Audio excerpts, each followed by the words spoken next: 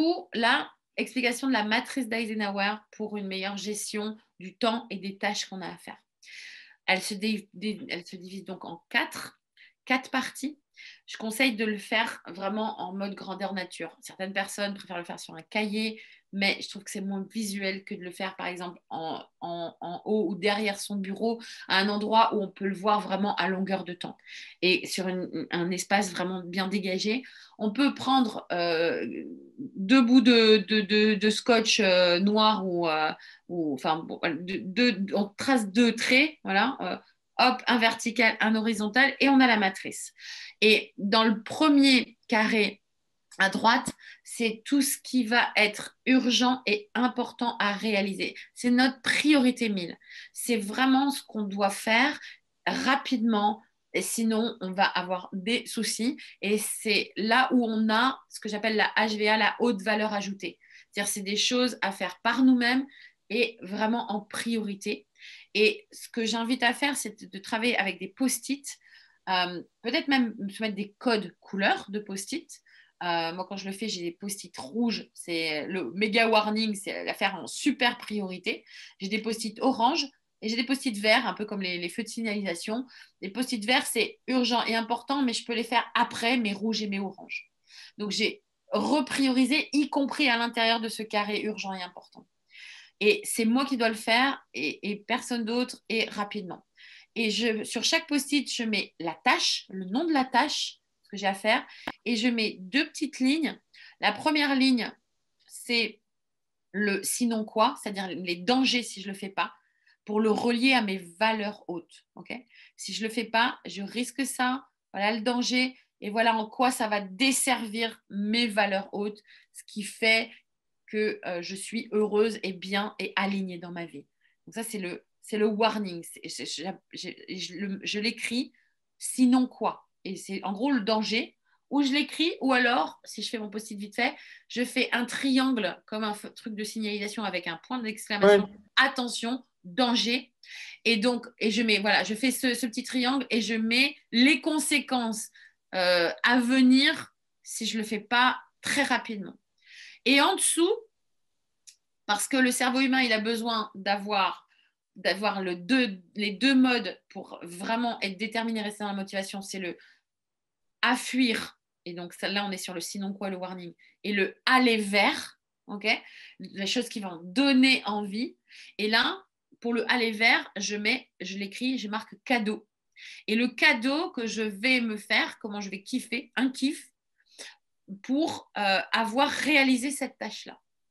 Exemple concret, une fois que. Alors, le sinon quoi, ou le warning, c'est si je ne le fais pas. Là, concrètement, le dernier truc que c'était payer des amendes, amendes et un truc d'impôt que. Enfin, bref, en gros.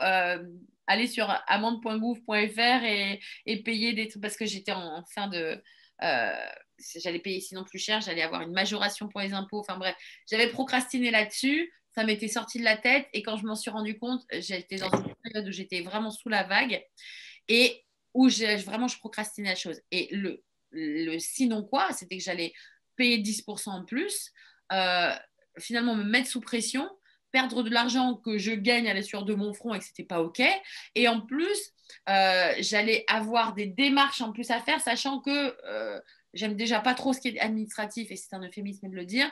Donc j'avais mon sinon quoi qui était assez clair et en plus j'estimais que j'allais pas être dans mon éthique non plus de, enfin voilà, tu as fait la bêtise, tu t'es pris un point en moins et des sous à payer sur ton permis, ok, tu as fait la bêtise, assume ça.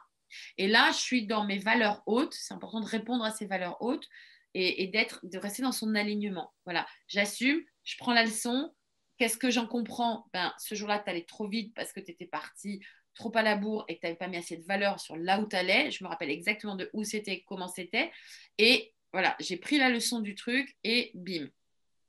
Du reste, euh, une fois que, voilà, ça c'était le warning. Et le cadeau, c'est une fois que j'ai réglé tout ce qui est en lien avec, voilà, le goût, les impôts, le gouvernement, machin, tout ça, une fois que c'est fait, le cadeau, ce sera, et là, voilà, j'avais noté la petite soirée avec une copine pour bien rigoler au restaurant.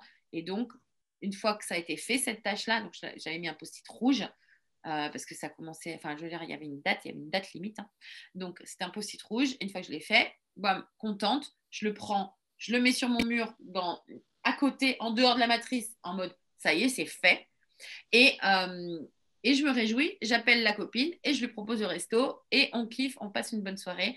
Et là, non seulement je suis soulagée, c'est fait, mais heureuse parce que je me récompense d'avoir fait les choses. Donc j'apprends, je rééduque mon cerveau à aller vers et à moins procrastiner au fur et à mesure. Je m'auto-coach comme ça. Euh, Ensuite, on a la deuxième case qui est dans les c'est important, donc c'est toujours à moi de faire parce que j'ai toujours une haute valeur ajoutée, mais c'est pas urgent. Là, ça vaut le coup de mettre dans mon planning et voire même de faire un rétro-planning. Donc, et de prendre une petite marge pour pas me stresser, pour pas être en charge mentale, pour pas que ça reste vraiment à traîner dans ma tête. Si c'est une tâche qui a à faire dans 10 jours, je la mets dans mon planning dans 8 jours, par exemple. Je me prends un petit délai, je me prends un petit spare pour le au cas où j'ai beaucoup d'autres choses qui se greffent entre-temps et que j'ai encore un petit délai. Ou au contraire, si quand j'arrive dans mon planning et que tout va bien, bah, je le fais à ce moment-là et c'est cool. Il y a zéro pression là-dessus. Donc, je le planifie et comme c'est planifié, ça n'est plus dans mon esprit. C'est bon, ça s'est réglé. Ensuite, on va sur le cadran en bas à droite où c'est les choses qui sont urgentes, mais pas importantes. Là, c'est la case où je n'ai peut-être pas autant de haute valeur ajoutée que ça à le faire moi-même. Donc là, c'est la case où je me pose la question de est-ce que je le délègue? À qui le déléguer? Comment le déléguer? Ou éventuellement le requalifier. Peut-être que c'est finalement pas si important, enfin pas si urgent que ça, ou peut-être que je peux négocier ou renégocier un délai, ou peut-être que je peux faire juste une petite tâche. Ça, j'ai fait ça hier aussi. Il y avait quelque chose où j'ai juste envoyé un mail où j'ai renégocié finalement un délai pour une chose, et où la deuxième chose, c'est que dans ce mail, j'ai dit à la personne, peut-être que ce serait intéressant de faire ci ou faire ça, et du coup, ça retombe quelque part dans son précaré à elle. Et c'est Là, pas... tu es bien là dans le pas important urgent. Hein. Ouais, je suis en bas à droite dans priorité 10. D'accord, ok. Donc là, c'est est-ce que je peux déléguer? Est-ce que je peux déléguer? Est-ce que quelqu'un, est-ce que je peux le laisser faire à quelqu'un ou est-ce que je peux identifier? Peut-être que je peux renégocier un délai à la personne qui me demande ça ou là d'où ça vient. Ou peut-être que finalement, je l'ai mal qualifié de le mettre dans cette case-là Mhm.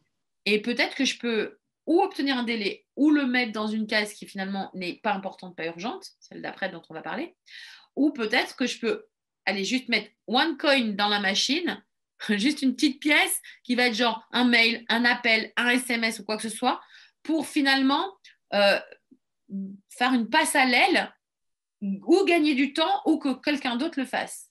D'accord. Et là, concrètement, hier, c'est ce que j'ai fait. J'ai envoyé un mail à une personne en lui disant je pense qu'il y a telle action à mener et c'est pas à moi de la mener.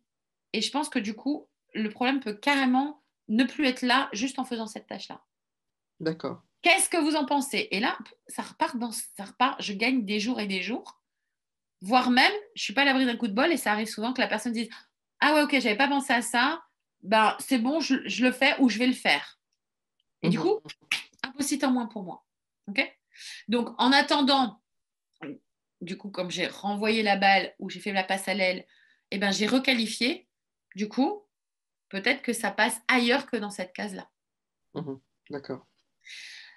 Et ensuite, je passe à la dernière case, qui est ma préférée. C'est les choses qui sont priorité 1, c'est pas urgent, c'est pas important. C'est la case que j'appelle la case de classement vertical direct à la poubelle. Mhm. Parce que si c'est pas important, si c'est pas urgent, est-ce que c'est pas mieux que je laisse mourir ou que je laisse mûrir les choses si j'ai pas de haute valeur ajoutée à y apporter par moi-même et que en plus c'est pas si important que ça et qu'on peut laisser courir le délai, ok, pourquoi je garderais ça en charge mentale et pourquoi je garderais ça tout court? Alors, le post-it peut être intéressant à garder pour laisser mûrir ou laisser mourir. Et du coup, c'est la case que j'appelle AQCGF. Et la case d'au-dessus, je vais expliquer pourquoi, et la case d'au-dessus, celle qui est importante mais pas urgente, je l'appelle AQCG. La case au-dessus, important, pas urgent, c'est AQCG, attendre que ça gueule. Et la case d'en dessous, AQCGF, c'est attendre que ça gueule fort. Si je suis sous la vague,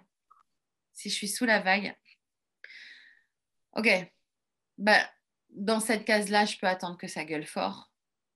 Et si ça gueule jamais fort, alors mon post-it, un moment, je peux le mettre à la poubelle. Mhm. C'est plus si important que ça, et voire même pas important du tout.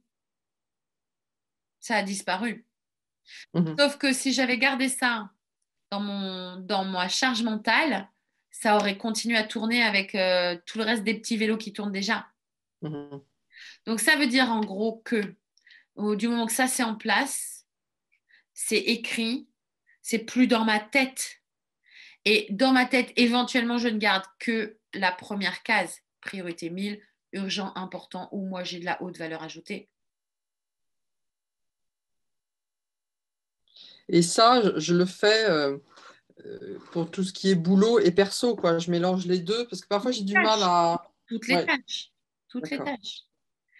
Mais Si tu, toi, si tu veux, c'est tout à fait possible. On peut faire deux matrices d'Eisenhower si on le souhaite, une matrice perso, une matrice pro. Mais en fait, en vrai, dans notre tête, on n'a pas un cerveau pour le perso et un cerveau pour le pro. C'est tout en un, one box. Donc, j'ai plutôt tendance à conseiller de faire une seule matrice parce que ça représente la charge mentale. Mhm. Et on n'est pas à l'abri d'un coup de bol que justement des idées viennent ou qu'on puisse la montrer à quelqu'un de la maisonnée en disant regarde, quand je te dis que j'en ai trop sur le dos et dans la tête, regarde, c'est pas pour rien, c'est là. Est-ce Mhm. qu'éventuellement, tu peux prendre un post-it à ta charge, ou deux, ou trois? Mhm. Je dis ça, je dis rien. Mais ça peut être intéressant pour un conjoint, les enfants, ou, si, ou au boulot, si on a un assistant, si on a une secrétaire, enfin bon, peu importe, quelqu'un ou des collègues. Voilà, à qui on peut dire tiens regarde en ce moment j'ai ça et ça peut tout à fait clarifier ce qu'on a à déléguer à son équipe quand on a une équipe et qu'on ne fait pas ou on n'ose pas faire et où là, ça devient comme flagrant de dire mais en fait, j'ai pas apporté ça seul, quoi. Mhm. Et ça peut être tout à fait délégué à telle personne, machin.